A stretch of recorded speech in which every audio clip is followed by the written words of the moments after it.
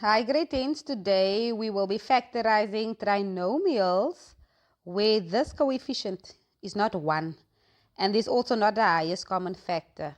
So I'll be doing all four sums with you and I will be using the longer method to factorize.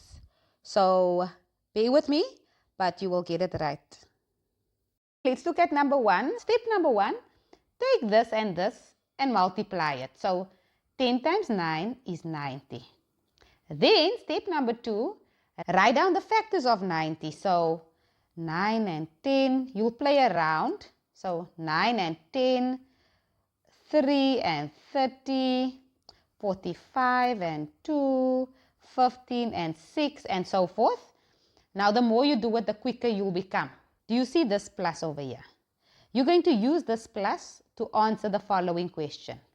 If I look at the factors, are there any numbers that if I add them, remember I circled a plus, that if I add them, it will give me 21. And it's 15 and 6. So I'm going to use 50 and 6 to create 21. Everything else will stay the same. 1, 2, 3, 4 terms. The first term will stay the same. The plus 9, the last term, will stay the same. Now I made a little table here for you.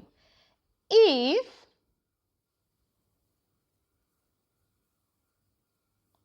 you have a plus and a plus, when you break up 21, so it's a plus and a plus, you will break it up as a plus and a plus.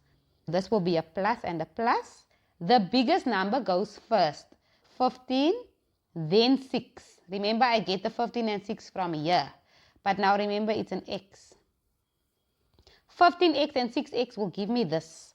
So I'm not changing the question. Okay? Now in the next step, I'm taking these two terms and these two terms separately and I'm finding the highest common factor. Here I'm going to take out 5x. I'm left with 2x and then this is plus 3. And then because there's a plus, there's a plus. Here I can take out 3. It goes into both numbers. Then I'm left with 2x plus 3. Can you see the brackets are the same? Now in your final step, you write the brackets down. That was the same. And then what's left here and what's left there, you put in another bracket. 5x plus 3. And then you factorized it. So now, how do you get marks from here to there? Let's do another example, grade 10s. So here we go again. We say this times this. This is 90. Again. So I must write the factors down of 90. Can you see there's a minus? I'm going to write the factors down. If I minus them, it must give me this number. The number in front of x, which is 1. If there's no number, it's 1. So 90 and 1 will not give me 1. 9 and 10, if I minus them, yes. So there I found it. It's 9 and 10. Now I'm going to write 1, 2, 3, 4. The first term stays the same. The last term stays the same.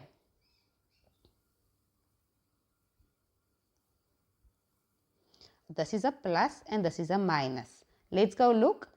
A plus and a minus becomes a plus and a minus. So when I break this thing up, it's a plus and a minus.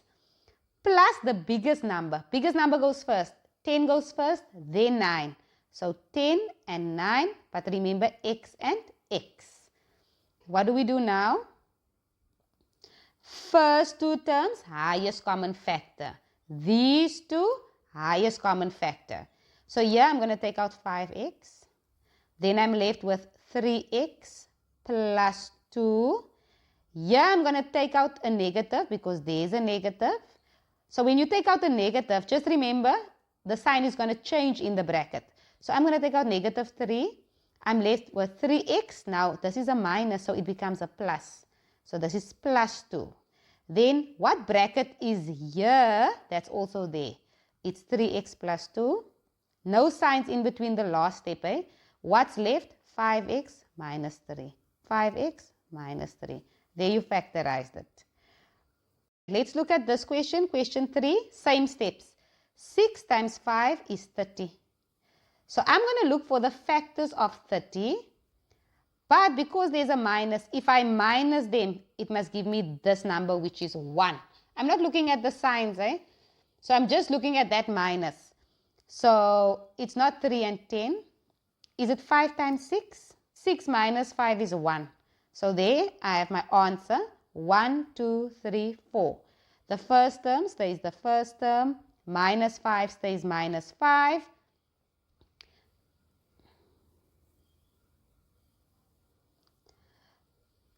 A minus and a minus. Let's go look at our table. A minus and a minus becomes a minus and a plus. So a minus and a plus. The biggest number goes first. So 6 goes first, then 5. 6 and 5, but remember x and x. Oh, then highest common factor, highest common factor. Highest common factor here is 6x.